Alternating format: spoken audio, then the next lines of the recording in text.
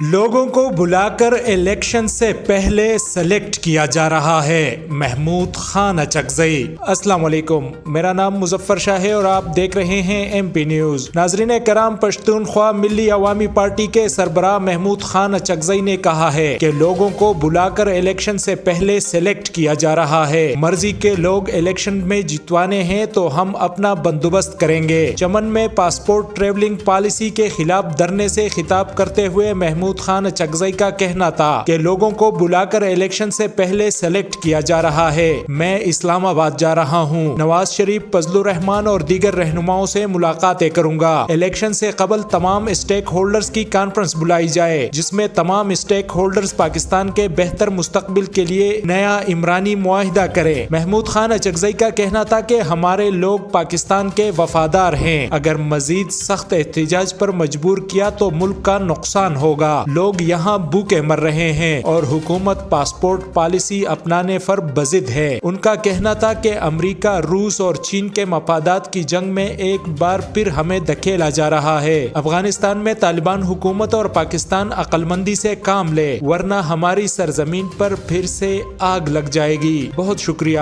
مزید خبروں اور اپڈیٹس کے لیے سبسکرائب کریں M P news. News Swat سمیت ملکی اور غیر ملکی خبریں آپ تک پہنچائے سب سے پہلے۔